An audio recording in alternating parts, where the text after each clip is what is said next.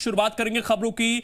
महिला बाल विकास मंत्री इमरती देवी आंगनबाड़ी में बच्चों को अंडे परोसना चाहती हैं, जिसको लेकर उन्होंने कहा है कि कमलनाथ सरकार में आंगनबाड़ी में बच्चों को अंडा परोसे जाने की मांग की थी। अब शिवराज सरकार से भी मांग कर रही हूं। उन्होंने कहा कि जो बच्चे कुपोषित हैं उन्हें अंडे वितरित करने की व्यवस्था की जाए। जिनके घर में अंडे नहीं खाए जाते हैं उन्हें फल दिया जाए।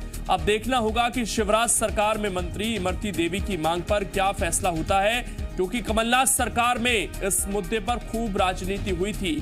बीजेपी के भी बड़े नेताओं ने इसका विरोध किया था, लेकिन इमरती देवी अब बीजेपी के साथ हैं, लेकिन अपनी पुरानी मांग पर अभी भी अड़े हैं।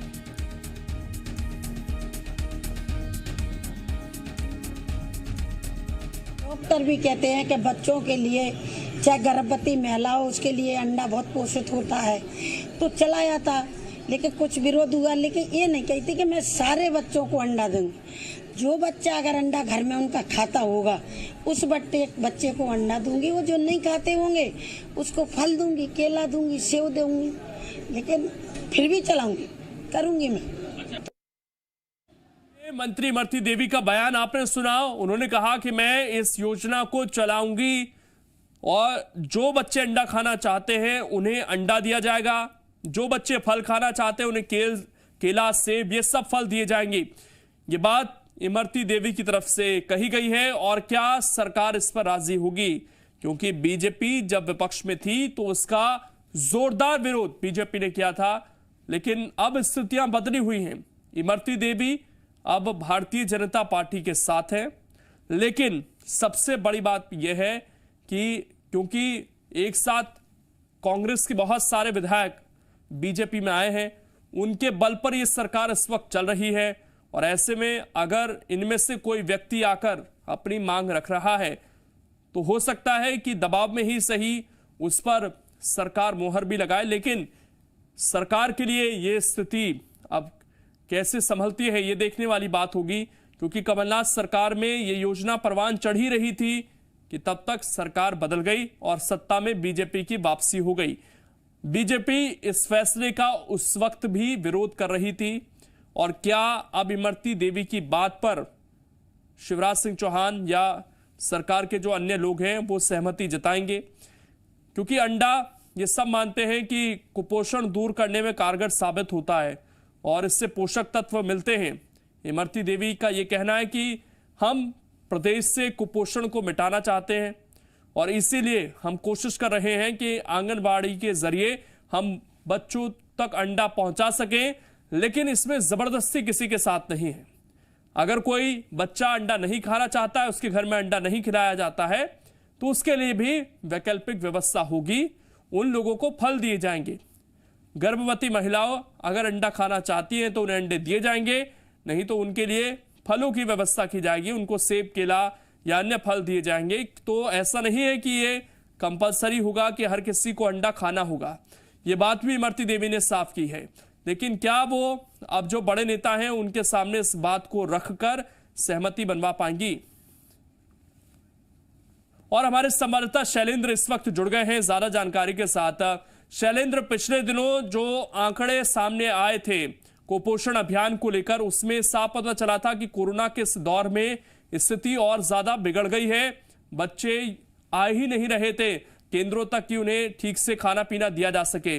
लेकिन अब अंडे की वापसी हो रही है और इमरती देवी ये कह रही है कि जो हम पहले सोच रहे थे कि बच्चों को अंडा दिया जाए या गर्भवती महिलाओं को अंडा दिया जाए, उस पर हम आगे भी काम करेंगे। लेकिन क्या ये सरकार राजी होगी इस फैसले पर?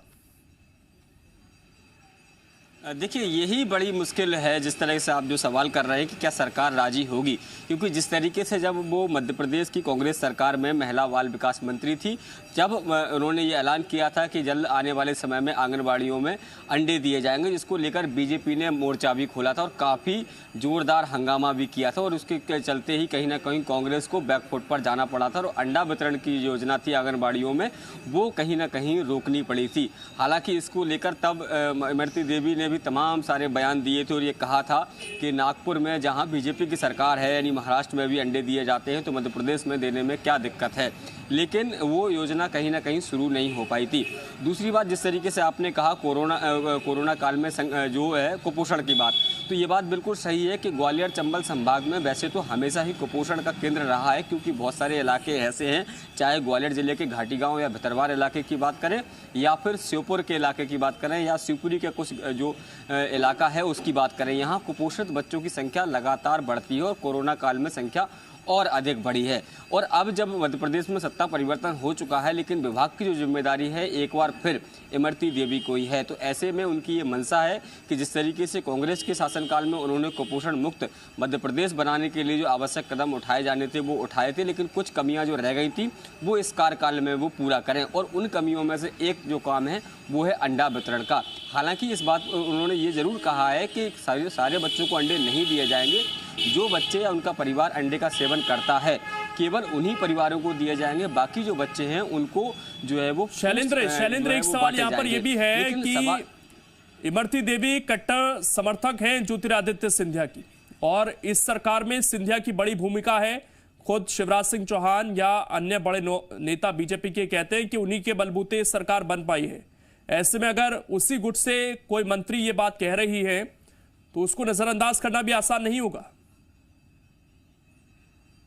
देखिए, बिल्कुल ठीक कहा आपने कि जिस तरीके से सिंधिया को पूरे पिछले 3 दिनों की अगर की बात करें, जब यहाँ पर सदस्यता अभियान शुरू हुआ था तो मध्य प्रदेश के मुख्यमंत्री से लेकर चाहे वी डी शर्मा की बात करें या दूसरे अन्य नेताओं की बात करें, सबने एक सुर में इस बात को स्वीकार किया था कि इस सरकार की अगर मध्य प्रदेश में वापसी हुई है तो उसके पीछे कहीं ना कहीं ज्योतिरादित्य सिंधिया हैं।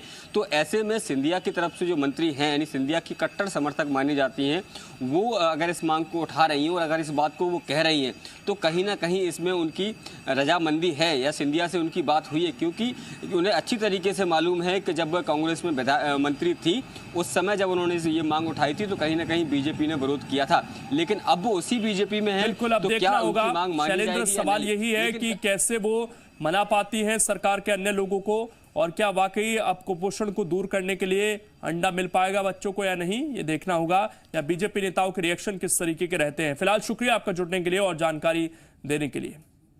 आगे बढ़ते खबरों में, सीएम शिवराज सिंह चौहान बाढ़ प्रभावित इलाकों का लगातार दौरा कर रहे हैं।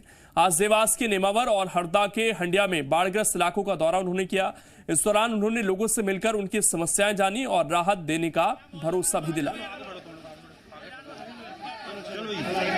ये 2 तस्वीरें आपके सामने हैं देवास और हरदा की। ग्राउंड पर पहुंच रहे हैं मुख्यमंत्री और लोगों से लगातार मुलाकात कर रहे हैं। ये उनका स्टाइल भी है, कभी पीछे नहीं हटते। जब जब आपदा आती है तो मुख्यमंत्री लोगों के बीच जरूर रहते हैं, और इस बार भी जैसे ही हालात बिगड़े तुरंत मुख्यमंत्री ने हवाई सर्वे शुरू किया और अब लोगों के बीच भी जा रहे हैं। जैसे स्थिति सुधर रही है, बारिश का दौर बंद हुआ है। देवास में सीएम शिवराज सिंह चौहान ने ग्रामीणों और किसानों से बात की। सीएम शिवराज ने ऐलान किया कि फसल बीमा योजना की तारीख बढ़ाई जाएगी, नुकसान की भरपाई होगी। सीएम शिवराज ने कहा कि अर्थव्यवस्था की कमर टूटी है, लेकिन कमलनाथ की तरह रोएंगे नहीं, कहीं से भी व्यवस्था करें, आपको दिक्कत नहीं होगी। सीएम शिवराज ने कहा कि जिन गरीबों के घर डूबे हैं, अनाज खराब हुआ है, उनके घर 50 किलो राशन भेजा जाएगा।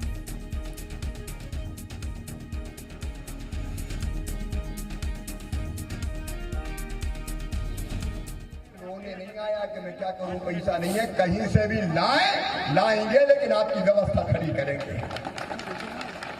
जान तो बच गई, लेकिन जहान भी बचाना है। मैं तो प्रधानमंत्री आवास योजना के मकान अगर नहीं होते, मोदी जी आपको धन्यवाद देते, 60% वो भेजते हैं, 40% हम लगाते हैं। उन मकानों के कारण ऊपर कई लोग बच गए, और इसलिए जितना नुकसान हुआ है उसका क्षति का आकलन का सर्वे प्रारंभ हो गया है। फसल बीमा योजना की तिथि बढ़वा के उसमें भी हम प्रयास करेंगे, और दोनों आरबीसी 6-4 की सहायता और फसल बीमा योजना दोनों को मिला के हम नुकसान की भरपाई कर देंगे। मेरे बहनों और भाइयों, संकट है, परेशानी है, तकलीफ है, लेकिन मामा काय के लिए संकट के पार निकाल के ले जाएंगे। एमपी में उपचुनाव की जंग के साथ ही गाय पर एक बार फिर से सियासत शुरू हो गई है। पूर्व सीएम कमलनाथ ने गौशालाओं के बजट को कम करने को लेकर शिवराज सरकार को निशाने पर लिया है। कमलनाथ ने ट्वीट कर लिखा है कि हमारी सरकार में निराश्रित गौवंश के लिए 1000 गौशालाएं बनाने का काम शुरू किया गया, जिसके लिए बजट में 132 करोड़ रुपए का प्रावधान किया गया। गौ माता के चारे के लिए रोजाना 20 रुपए देने का फैसला किया गया, वहीं अब शिवराज सरकार ने गौशालाओं का बजट घटाकर महज 11.80 करोड़ रुपए कर दिया है। इस हिसाब से अब गौ माता को खुराक के लिए रोजाना के हिसाब से केवल ₹1.75 मिलेंगे। ये कैसी धर्म प्रेमी सरकार है जो गौशालाओं के बजट में कमी कर रही है?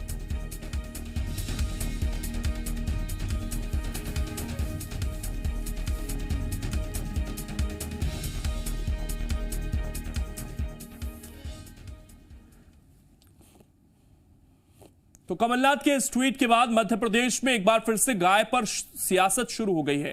कांग्रेस मीडिया समन्वयक नरेंद्र सलूजा ने बीजेपी पर आरोप लगाते हुए कहा कि बीजेपी खुद को धर्म प्रेमी बताती है। कांग्रेस ने आरोप लगाया कि बीजेपी सरकार ने गौशाला का बजट क्यों घटा दिया। बीजेपी ने कहा कमलनाथ बताएं कि उन्होंने कहां गौशालाएं बनाई। आरोप लगाना कांग्रेस की आदत है। पहले भी इन्होंने गोवंश को लेकर कुछ नहीं किया। हमने निराश्रित गोवंश के लिए 1000 गौशालाओं का काम चालू करा है। तो ये तो झूठे धर्मप्रेमी धर्म की बात करते हैं। गौशालाओं के मामले में इनकी वास्तविकता प्रदेश की जनता देख रही है कि कितने धर्मप्रेमी है जो गोवंश का पेट नहीं भर सकते, गौशालाओं के बजट में कमी कर रहे हैं, वो किस प्रकार से बात कर रहे हैं। इनका तो रिकॉर्ड है कि बीफ निर्माताओं से भी इन्होंने चंदा लिया है। तो ये तो बात जरूर करते हैं गौ माता की, लेकिन वास्तविकता में गौ माता इनके लिए कुछ भी नहीं है। उस आदेश की कॉपी भी बता देते हैं। वो 1000 गौशालाएं मध्य प्रदेश में कौन से जिले में, कौन से गांव में, कौन से नगर में बनी है, जरा उसकी भी सूची बता देते। सिर्फ कहना ये कांग्रेस की आदत है, और अब आरोप लगाना, अब चूंकि विपक्ष में है तो हर चीज में, हर बात में आरोप लगाना, ये भी उनकी आदत में। वहीं मध्य प्रदेश में उपचुनाव को लेकर सरगर्मियां बढ़ गई हैं। उपचुनाव पर चर्चा के लिए एमपी बीजेपी के दिग्गज आज दिल्ली में जुट रहे हैं। बैठक में शामिल होने के लिए सीएम शिवराज सिंह आज दिल्ली जाएंगे। वहीं बीजेपी प्रदेश अध्यक्ष वीडी शर्मा, संगठन महामंत्री सुहास भगत और गृह मंत्री नरोत्तम मिश्रा पहले से दिल्ली में मौजूद हैं। चारों नेताओं की दिल्ली में केंद्रीय नेतृत्व से मुलाकात होगी। इस मुलाकात में उपचुनाव को लेकर रणनीति बनेगी। तो शिवराज सिंह चौहान भी दिल्ली के लिए निकल रहे हैं। पहले से वहां पर नरोत्तम मिश्रा, वीडी शर्मा, सुहास भगत मौजूद हैं। और जो केंद्रीय नेता हैं, जो बड़े नेता हैं जो दिल्ली में बैठे हुए हैं, उन सभी से ये मुलाकात करेंगे और उपचुनाव को लेकर भी चर्चा होगी। ब्रेक के बाद एक बार फिर से आप सभी का स्वागत है। भिंड में एक इनामी बदमाश को पकड़ने गई पुलिस और बदमाशों के बीच मुठभेड़ हो गई। गोरमी थाना पुलिस बल्लूपुर गांव में 10,000 के इनामी बदमाश दिलीप यादव को पकड़ने गई थी, लेकिन जैसे ही पुलिस उसके गांव में पहुंची, बदमाश और उसके साथियों ने पुलिस टीम पर फायरिंग कर दी। पुलिस ने भी जवाबी फायरिंग की। बदमाश इलाके में बाजरे के खेत में छिपे थे। काफी देर तक चली गोलीबारी के बाद मुख्य बदमाश दिलीप यादव पुलिस को चकमा देकर फरार हो गया। हालांकि उसके एक साथी सुंदर थापक को पुलिस ने गिरफ्तार कर लिया है।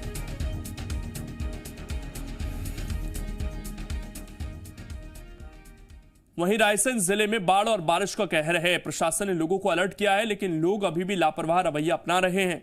आपको उदयपुरा तहसील के नर्मदा घाट बैराज की तस्वीरें हम दिखा रहे हैं। नर्मदा नदी उफान पर है, इसके बावजूद कुछ युवा नदी में छलांग लगा रहे हैं।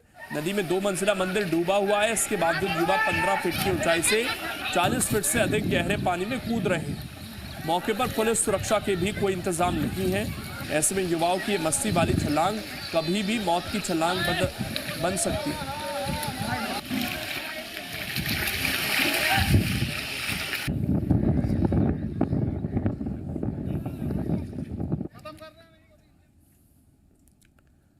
आज अनंत चतुर्दशी है और ऐसे में आज का दिन बप्पा की विदाई का दिन रहा।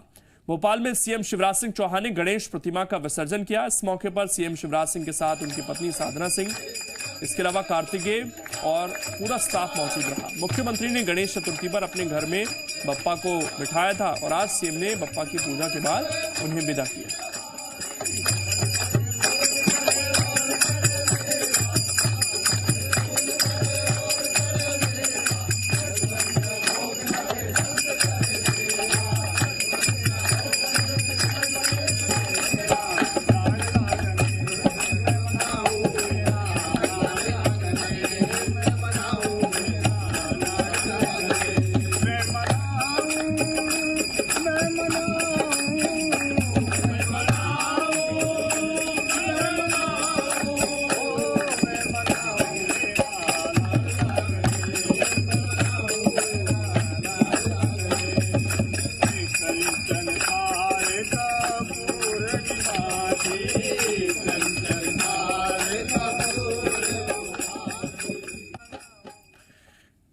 राजधानी भोपाल में जगह जगह गणेश जी की प्रतिमा का विसर्जन हो रहा है। तालाब और नदियों में गणेश प्रतिमा विसर्जन पर प्रतिबंध लगा है। इसी के चलते नगर निगम ने राजधानी भोपाल में जगह जगह अस्थायी विसर्जन कुंड बनाए। निगम ने लोगों से अपील की कि वो इन अस्थायी विसर्जन कुंड में ही प्रतिमाओं को विसर्जन करें। विसर्जन के बाद निगम कर्मचारी शहर में बने सभी अस्थायी विसर्जन कुंड से प्रतिमाओं को इकट्ठा कर उन्हें घाट पर विसर्जित कर देंगे।